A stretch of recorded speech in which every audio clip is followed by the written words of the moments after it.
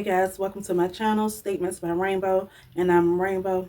So in this story, we will be talking about 8-year-old RICA Day Roundtree. She tragically passed on January the 26th of 2019 in Illinois. She was a little girl that could light up a room just being around her. She had a love for dolls that she treated them like little humans. The time she would tuck them in bed and reading stories to them. She was excited about learning. She had her certain favorite songs that she would hum to. RICA also had a heart for animals and people. Her mother loved her dearly and said she was her little shadow. She would follow her around and look up to her mom and reach out for her.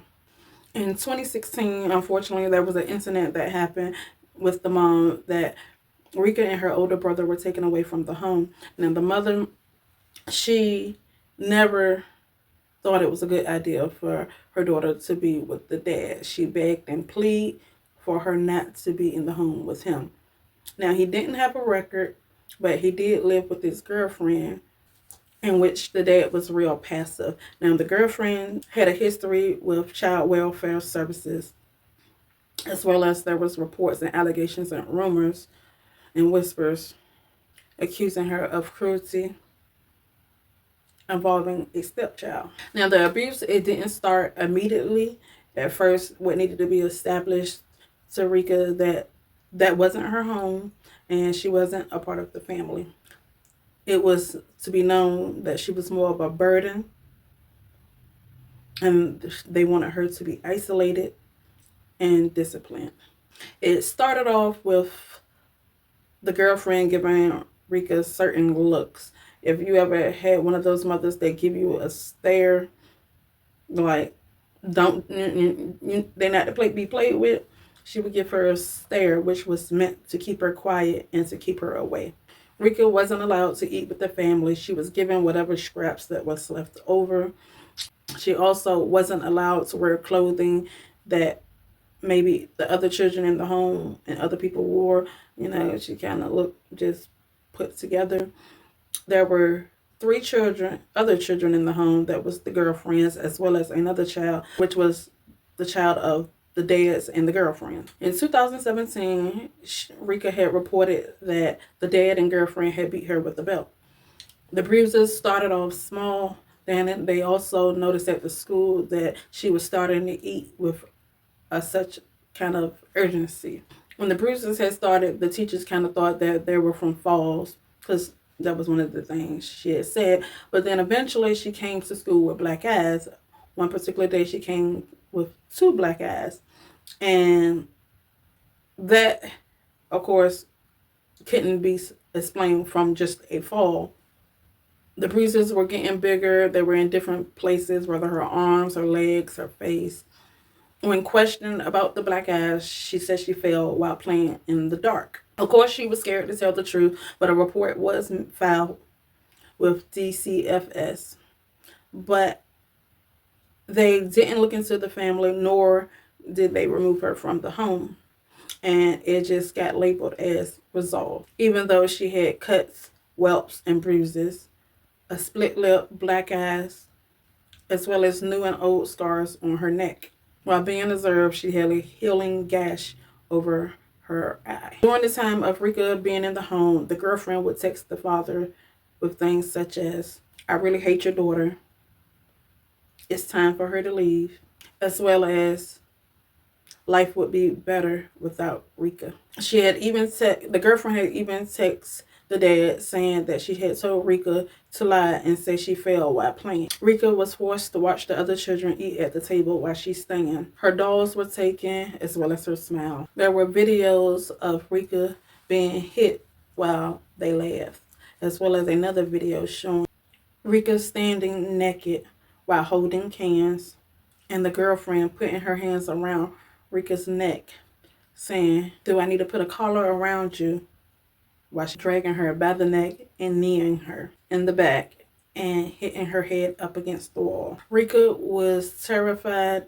She would flinch and try to shield herself, but she wouldn't even cry or beg for them to stop. Times neighbors had complained about screaming and yelling, but nothing had been done. When authorities told the adults to take Rika to the doctor due to the black eyes, they refused, saying they couldn't afford a medical bill. They avoided medical recommendations of a x-ray.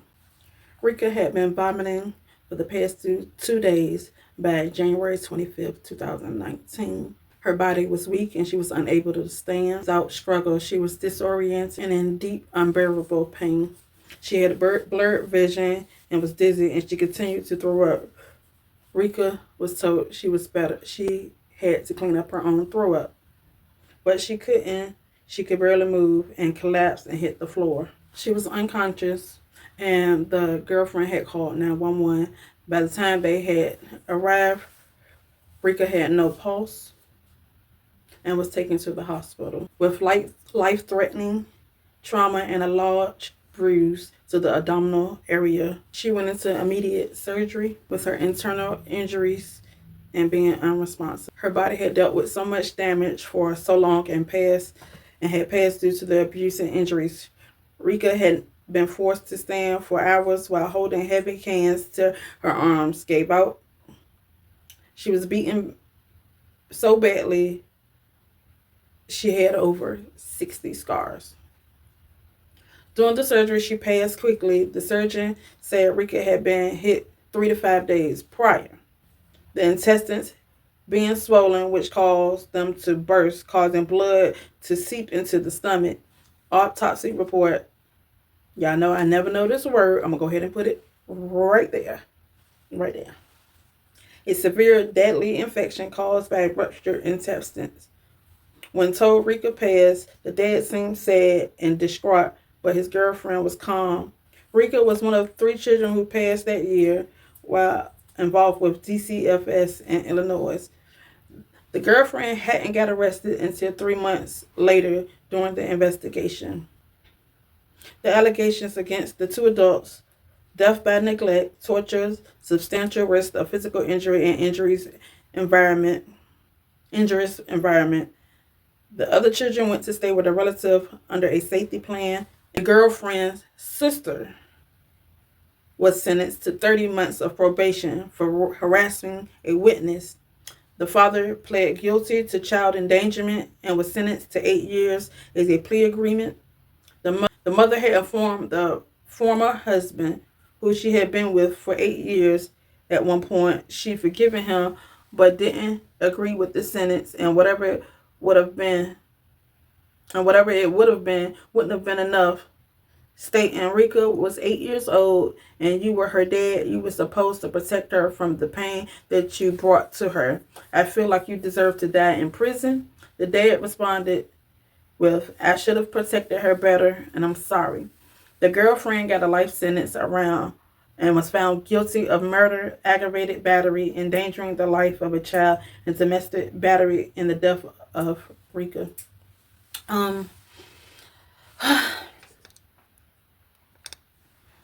Yet again, I don't know what be wrong with these people torturing their own children, nevertheless letting somebody else torture their children.